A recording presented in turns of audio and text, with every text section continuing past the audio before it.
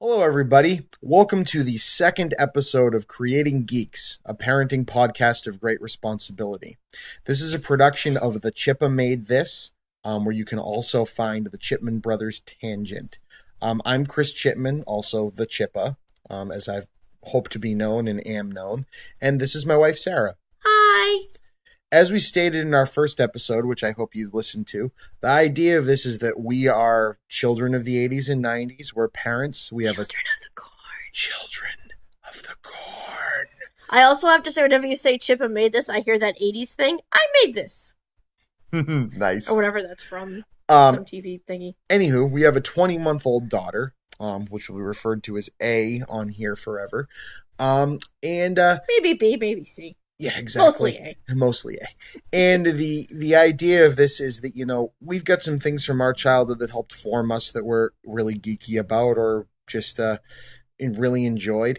And we're revisiting them often through Netflix or through DVD purchases. And the idea is what it meant to us as kids, and if it's appropriate or how it should be brought out to our kids growing up, if it's even worthy of being used to be part of their formative years and their geek childhood. So there you go. On this episode, we decided to look into Bob Ross, or more in particular, The Joy of Painting, hosted by Bob Ross. I just feel that, this show was on PBS when we were younger, and it's just amazing, and all of it, or a large portion of it, is back on Netflix, and so he was just always such an interesting guy, and so nice to watch, and so calming, and we thought it would just be a great subject for our second podcast. So with that, give you some background information on Bob Ross himself, because he was super interesting, the big afro-wearing painter that he was. And then we'll talk about the show and go into the format of the podcast. So information about Bob Ross. Full name, Robert Norman Ross. He lived October 29th, 1942 to July 4th, 1995. He was an American painter, art instructor, and television host. He was the creator and host of The Joy of Painting, which we'll be talking about today, an instructional television program that aired from 1983 to 1994 on PBS in the United States and also in Canada, Latin America, and Europe. He had a soft voice and a huge permed afro. Ross went from being a television personality in the 1980s and 1990s to an internet celebrity popular with fans on YouTube and many other websites. Ross enlisted in the United States Air Force in 1961 at 18 years old and served as a medical records technician. He eventually rose to the rank of Master Sergeant and served as the first sergeant of the U.S. Air Force Clinic at Ellison Air Force Base in Alaska, where he first saw snow and mountains that later became recurring themes in his artwork. He developed his quick painting technique to create art for sale during brief daily work breaks. Having held military positions that required him to be, in his own words, tough and mean, the guy who makes you scrub the latrine, the guy who makes you make your bed, the guy who screams at you for being late to work, Ross decided that if he ever left the military, he would never scream again. That's awesome. Ross used the wet-on-wet oil painting technique, in which the painter continues adding paint on top of still wet paint, rather than waiting a lengthy amount of time to allow each layer of paint to dry. From the beginning, the program kept the selection of tools and colors simple, so that viewers would not have to make large investments in inexpensive equipment. It was like the first YouTube how-to video before those existed. Ross frequently recommended odorless paint thinner, aka odorless mineral spirits, for brush cleaning, combining the wet painting method with the use of large 1 and 2 inch brushes, as well as painting knives, allowed Ross to paint trees, clouds, mountains, and water in a matter of seconds.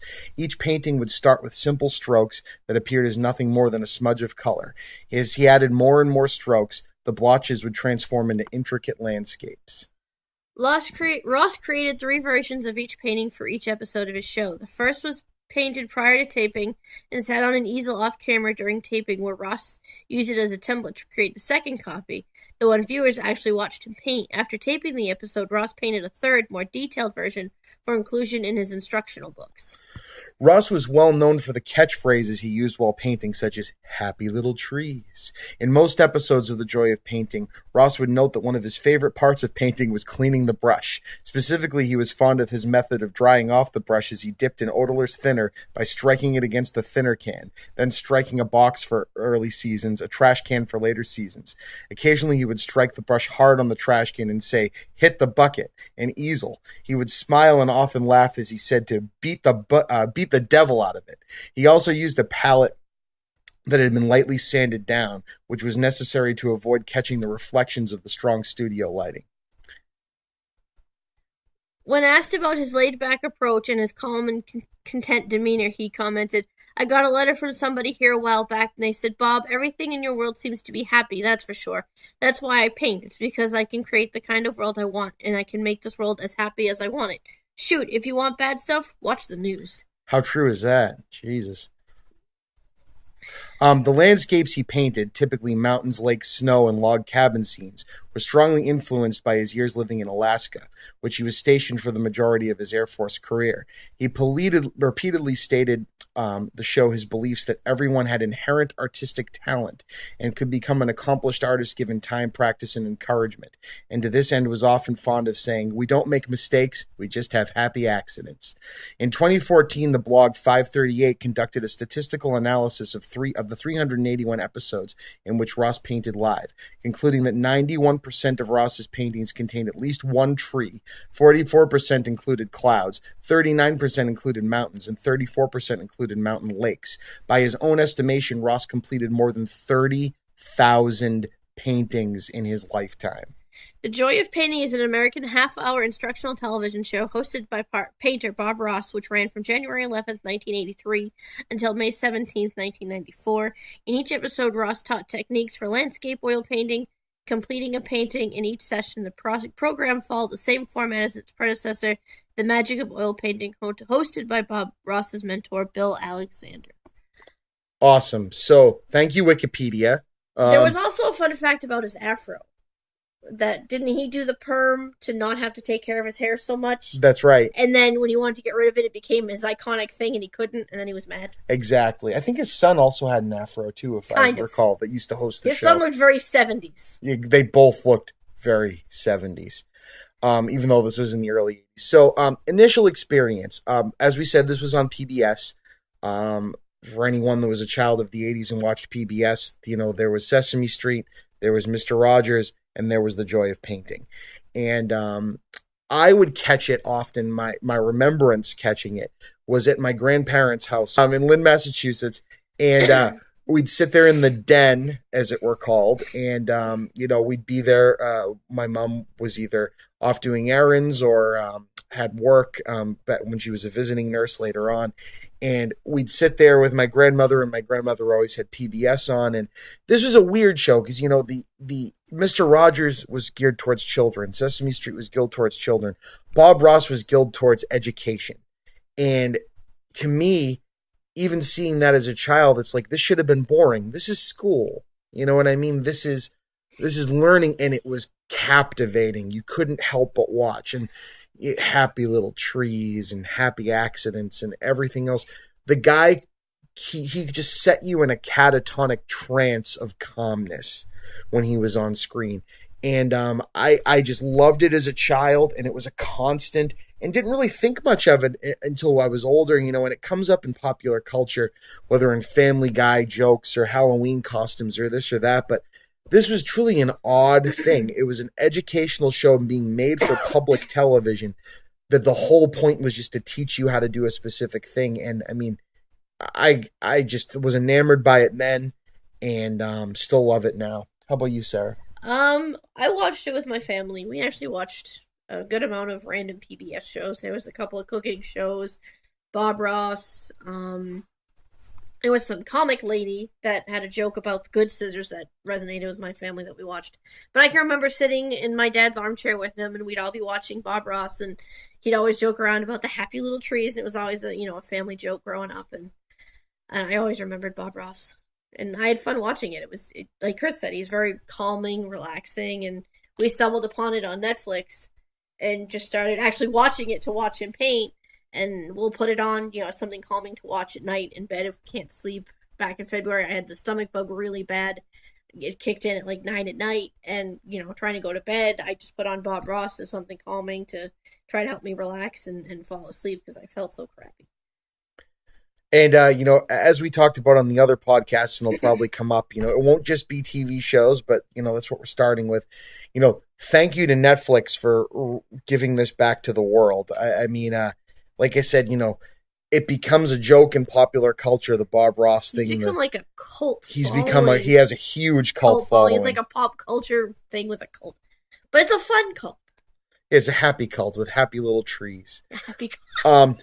And, we joke, but, that he, little things that were an attention to detail that, okay, so you have someone telling you how to do something. They might gloat about how great they are. And, or you find like a musician online that shows you got to play something real complex and is condescending by saying this is simple and you should just know how to do it. Bob Ross, I mean, I haven't tried to actually paint any of his paintings, but after watching an episode, I want to go and create. He makes it seem like the hardest things are simple. He makes it seem like if you make a mistake, it's not a mistake. It's just a happy accident. We're going to turn it into something else. What better thing would you want for motivation? Or a teacher? Imagine having a professor or a parent that could just communicate to you that way. I think that, that speaks to a child, that speaks to an adult, that speaks to a grandparent. You know what I mean? And, with that, at the beginning of every episode while he started teaching, he would tell you all the colors he used. There wasn't anything being hidden. He was using house painting brushes, for Christ's sakes, to paint these paintings. The big brushes and the fan brush. And there was repetition. Like, he'd always tell you if you treated the canvas with liquid white or liquid clear or liquid black or black gesso.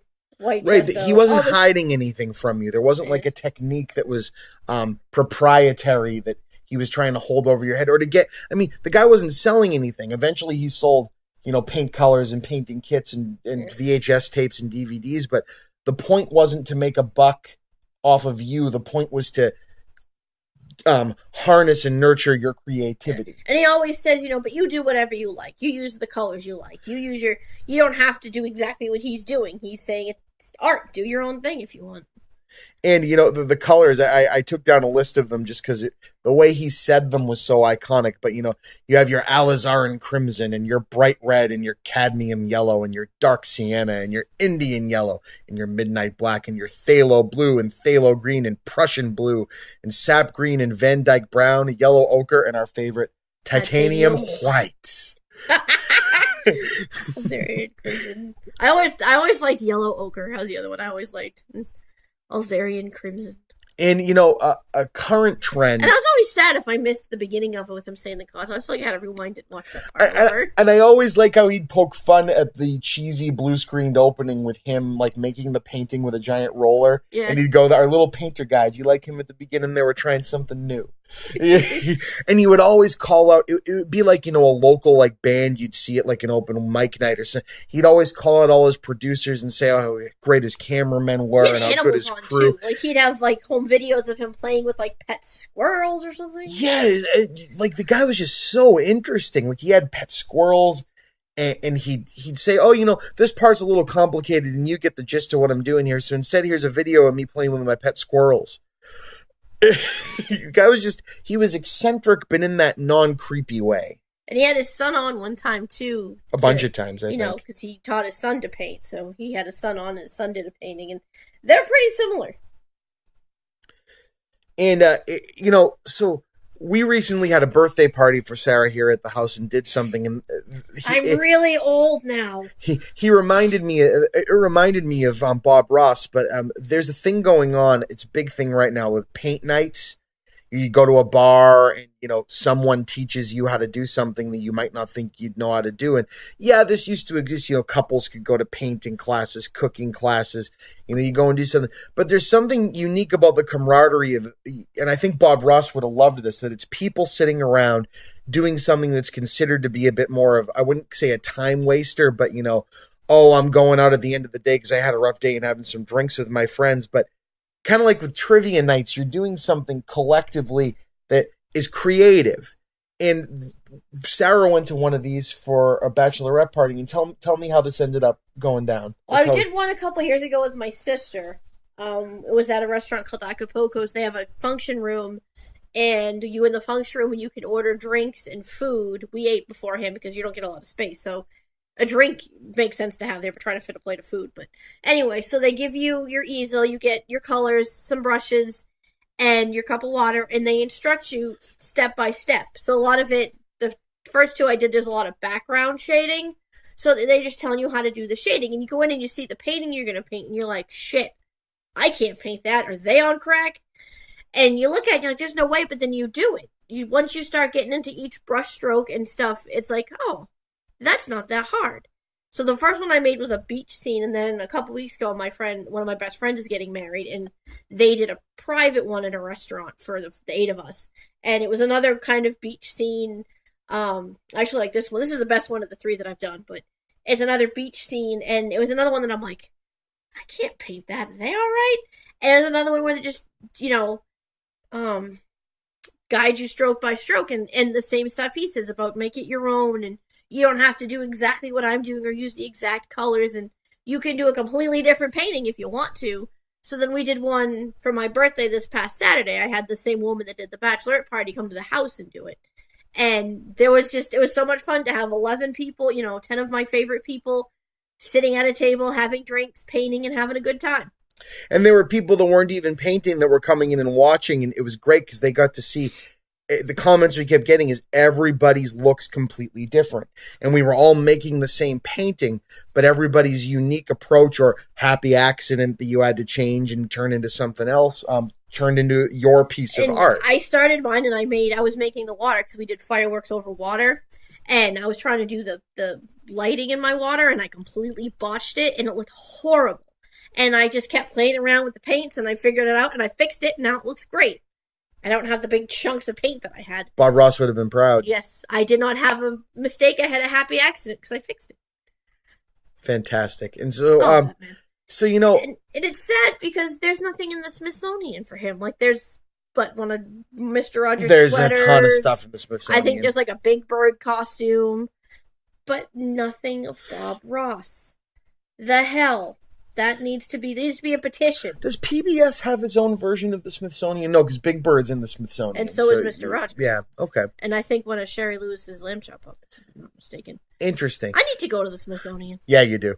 So maybe we'll do a podcast on this about taking our daughter to the Smithsonian at some point. But, okay, so now we've talked about our revisiting of Bob Ross and the joy of painting, which is wonderful. So next are thoughts on showing it to our kids. Now, in the last one, and in a lot of these, we'll talk about age appropriateness and conversations you have to have beforehand. But, like almost like a great uncle or family member that your child might have, there's nothing I'd be afraid about showing my kid Bob Ross, and there's nothing other than them wanting to paint and then making a big mess when you let right. them paint. There's nothing societally weird. He didn't really mention a lot of negative things going on in society at the time, or state of the world, or controversial. It was just a happy guy painting. So, in my opinion, I can't wait for my daughter to be able to comprehend Bob Ross. I mean, again, we've had it on, and I swear to God, we don't just plunk her in front of the TV. We just have it on random appropriate things when she's on. Mostly, it used to be Mickey Mouse, but I hijacked it with Jen. I'll be honest. But I swear she's not plunked in front of the TV. It's just stuff is on in the background, and she watches it with us. Because all she knows is music and bright, flashy colors on the screen. Indeed. So, went back, talking about, this was an educational show. It was meant to harness creativity. And, we call this show Creating Geeks. And as a parent, you want every chance you can get to just nurture your child with whatever they want to be. You know what I mean? If they want to be into sports, that's fine. Sports are geeky. I don't care what you say. People that do fantasy football, it's just their version of Dungeons and Dragons, right? Being a geek is being passionate about something.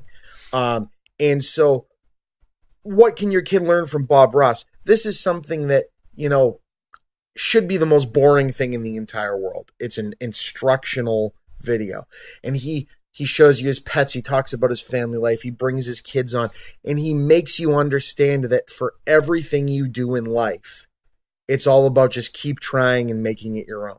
And this isn't that everybody gets a trophy or some dumb thing that you're going to attack like that. It's that what you are into and what you are interested in cannot be wrong because it's you. And I think that's a great thing to teach your kid. Art, there's no right and wrong anyway. So exactly. You really can't even do the whole, participation trophy thing. Because he's just saying, he's reminding you, this is art, it's your thing, you make it what you want. And get out there and do it, and keep doing it. You can't say you're good at art or bad at art, because art is subjective.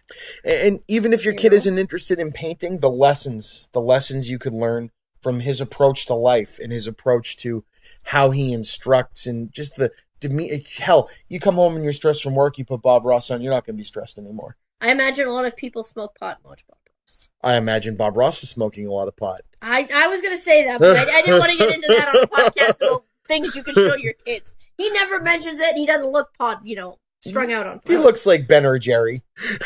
I love Ben and Jerry's ice cream. That's just... he doesn't look like he's all, on pot or anything, but that's just one of those, Netflix and chill, Bob Ross and smoke. We don't advocate smoking pot. We do not smoke pot.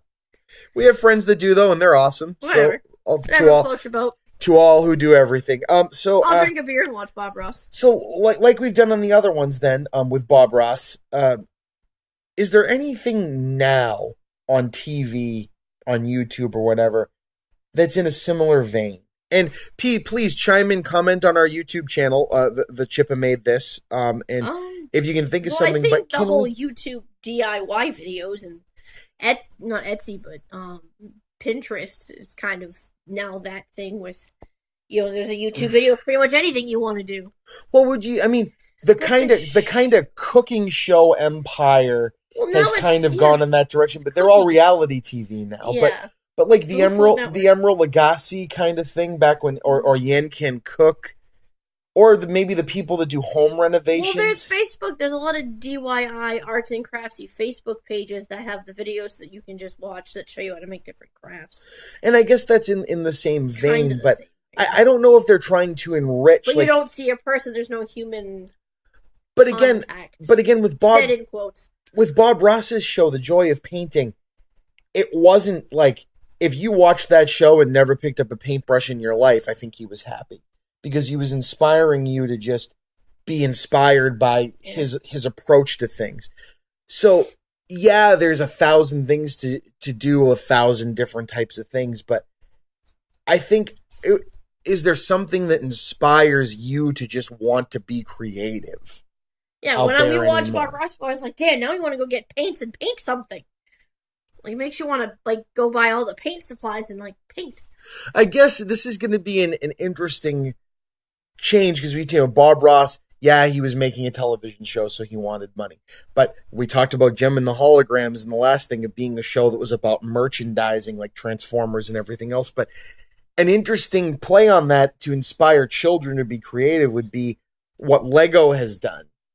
Lego made the Lego Movie, which is inspiring kids to be creative and be out there, be yourself, but also by doing it is selling a bunch of product. But that kind of fills that product is to be creative. Creativity. And now they're doing a lot of marketing to girls. Exactly. That Legos aren't just for boys. Which is really interesting. Because our daughter has a huge collection of Duplo and actually really likes playing with them, i.e. chewing them. So I don't think we have much more to say about The Joy of Painting because it's just so awesome. But if you've never experienced it, if you're a parent now and you've never seen it before, it's on Netflix. Bob Ross, give it a search. Watch this with your kids. Watch this yourself. Paint together if you're artistic, or if you're not, let it cultivate and inspire something else they're into, whether it's music, whether it's video games, whether it's going outside and building forts, whether it's chalk painting on the ground. Be creative. Let Bob Ross not be forgotten in what he was trying to do. So with that, this has been Creating Geeks, a podcast of great responsibility. I'm Chris. I'm Sarah. If you have any comments about what we're doing, any topic ideas, or anything else you just want to tell us, go to our YouTube page, The Chippa Made This. Again, you can also find the Chipman Brothers Tangent on there, which I do with Movie Bob. And like we always like to say, There is no shame in being a geek, no matter how old you are. Have a great day.